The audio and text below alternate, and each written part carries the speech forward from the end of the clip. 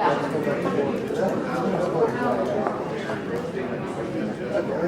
4 of them. It's all right. I have no idea what they are, but we'll make it through. Ready? Okay. So, my number one, what would be your goal next month?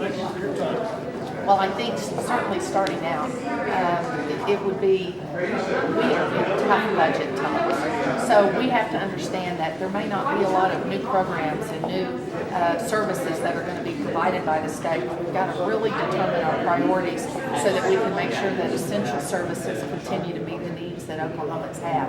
What I can bring to the table to accomplish that is a reputation of working with people on both sides of the aisle to make sure that all parties are involved in the decision-making process. The last thing in the world we want is what's happening in D.C. to happen in Oklahoma. I guess my goal, if anything, would be I want Oklahoma to lead the example of how to avoid partisan gridlock. My number 2 question is, you talked a lot about the budget crisis.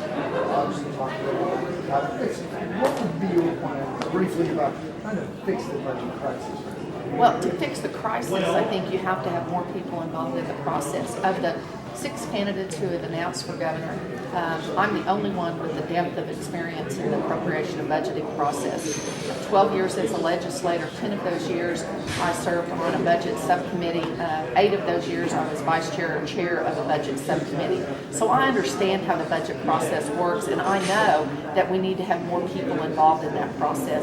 That is always going to be my goal. If I cannot get the legislature to pass an initiative to send to a vote of the people, changing our budget cycle to a 2-year budget and having one session where we every other year focus on nothing but budget, then I'll take that as an initiative petition to the people. I think it's time for us to change the way we're doing business. What do you think is the biggest issue facing the state? Is it the budget or the economy? The biggest issue facing the state of Oklahoma right now is clearly how, in the tough economic times that we're in, do we continue to come up with a balanced budget that meets the needs of Oklahoma citizens.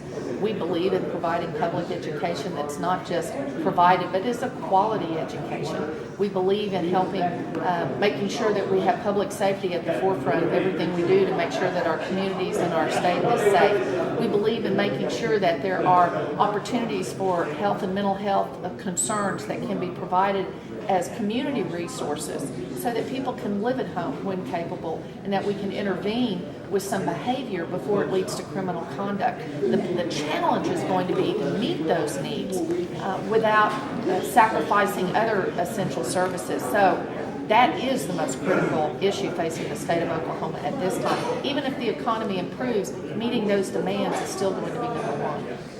Is there anything you would change about the budget process, the way that the budget is prepared, the way that it is decided upon? You did actually touch on that during your announcement too. I believe that the budget process needs to be refined. It's the procedures that have been in place through the legislature have been there for a long time, and both political parties are comfortable with what that process is. But I believe that as you exclude legislators who were elected from their districts all around the state, House and Senate, as you exclude them from being part of the budget process, then you exclude the voices of the people who sent them up there to make decisions. When I chaired a budget committee, I actually had more Republicans than Democrats on my committee, and the year we were required to do zero-based budgeting, I divided up my committee, put 2 Democrats and 2 Republicans on smaller groups, gave each of them 2 or 3 of the 19 agencies we were responsible for funding, and I said, you go study them, you look at what they need, you come back and tell us what we need to be doing. I think that ought to happen across the board with every legislator, and I think we'll get better decisions made by the entire legislative body and myself as governor, which will make us more responsible to the people of Oklahoma. Thank you, Governor. I appreciate it. Thanks. Appreciate it.